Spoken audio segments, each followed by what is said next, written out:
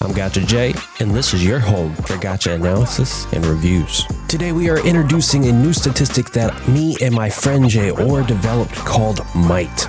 Let's get into it. First thing to understand is obviously what is might? Might is a statistical representation of DPS based on a guardian's base attack, all of their passes, their crits, and their chain skills. If you want to see what that actually breaks down to, you can see the equation here. This is a version 1. It is subject to be changed. The main thing that will likely be changed is the animation modifiers, because I had to do each of these by hand, so they may be prone to error. So another important thing to know is what isn't might. Might is not in-game DPS.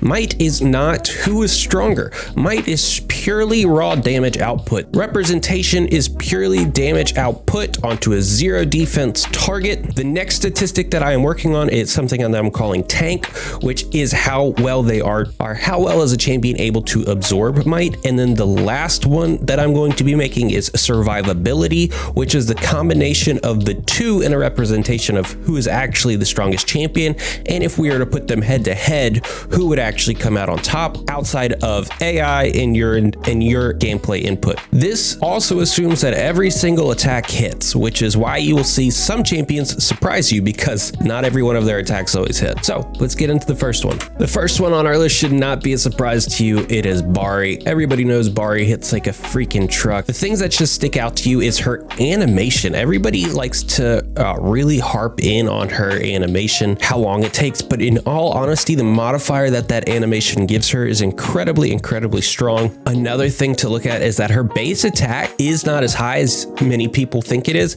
mainly because what Mayral brings to the table in regards to that. Her base attack by herself is high, but base attack plus weapon attack, which is Might's base attack, is actually slotting in at 14. So what you're looking at with Bari here is somebody that does a ton of damage in animation, whose chain skill after all the buffs that her attack modifiers give her is incredibly strong. At level 74 Bari, her chain skill is actually doing an additional 8.7 thousand DPS per second when over the course of its cooldown cycle, which is absurd. Bari's skill modifier is a one true beast of why Bari is so strong, and you need to keep that in mind as you play her moving forward. Yes, her big laser beam of an attack, when it hits hard because it takes so long, and it has a really strong animation modifier to it. So keep that in mind as you move forward. Also likely not a surprise to you, Garum slots in at number 2 with a base attack at 3 and a weapon modifier at 1. Guys, Garum with his exclusive weapon, we all know is incredibly strong, and without it he is still fairly strong with a base attack at 3,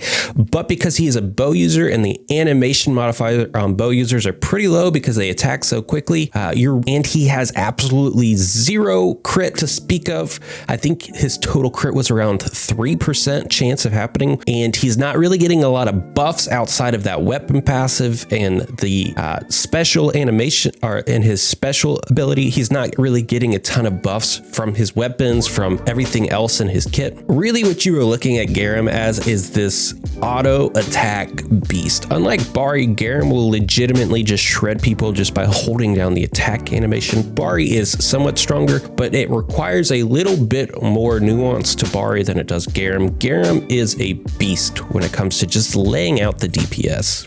And next we have Nari here at 21,894 might. So one thing to keep in mind with Nari is that this might does not factor in the defense shred that she has, so she can actually increase her damage as well. Her sage speed is incredibly strong, and she buffs the mess out of herself. Her crits are not that bad, but because she is a basket user, her animation timing is pretty long, and the modifiers that surround the animation are not the absolute best. But nonetheless, Bari hits stupid hard. Despite her having low modifiers on her actual auto attacks, those auto attacks themselves hit very hard, and she buffs the mess out of herself. Now we're getting into some more of the surprising ones. If Grimmery hits you with every single thing that she throws out there, she is doing insane damage to you. Now, keep in mind that even though her base attack there shows 28, that's because Grimmery herself's attack is very low, but her curiosity solver, her basket, is actually the strongest basket in the game. Her animation modifier is incredibly strong, and the weapon passive itself adds a ton, and I mean a ton of damage output for Grimmery. She doesn't crit a ton, and her buffs and her chains are, they're okay. But Grimmery is surprisingly a very, very raw DPS. And then we get into Beth. Beth slotting in at number 5 with about 21,000 might should actually show you the issues that I have around Garum and Beth and the longevity of this game moving forward. And this doesn't even factor in the fact that Beth is getting a shield every time she lands an attack. So she just becomes, in terms of survivability, even stronger. Her base attack is incredibly strong, and she has some crazy modifiers for as fast as she attacks. Overall, Beth is one that's just, if she can stick on top of you, she's going to destroy you.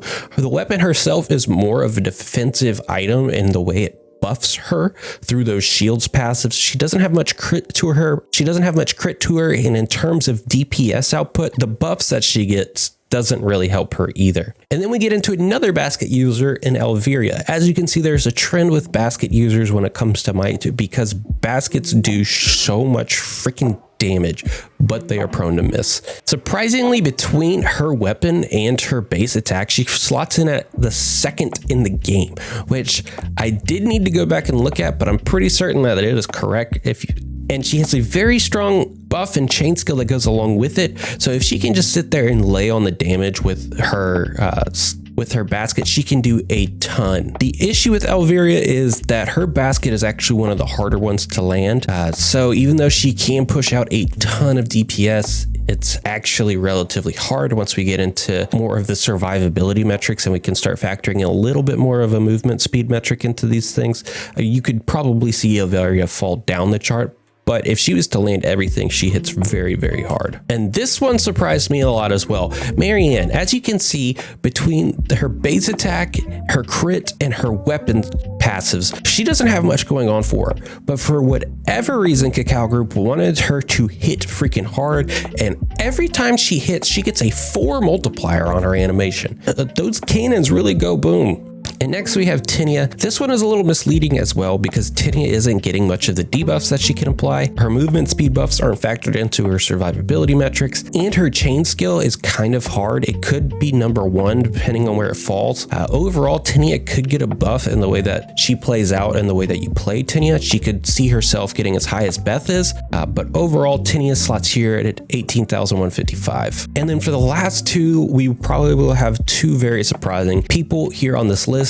One is Rachel. Rachel really gets a buff because her magazine size is so fast, and the cooldown on that is actually large, that she can start cycling through her cooldown while she's still attacking. So she's getting more than her magazine lets out, which is a really interesting game mechanic, if I might add. So the animation in itself is giving her a lot. She crits really, really hard, which compounds on her weapon passives. So even though her base attack is pretty low, when you combine her weapons and her buffs and her natural crit all together, Rachel hits very, very hard if she was to hit everything together. And honestly, she's not to be trifled with. If you were to put her with someone like Lupina or Bianca, those 2 together, she could be your primary DPS. Like, no lie, she could. And last is Eva. Everybody sleeps on Eva, but if you actually sit down and you watch her animation, you realize that she pushes out. Now, the animation modifier itself isn't a lot, but she attacks very, very fast, and she buffs the mess out of herself. Overall,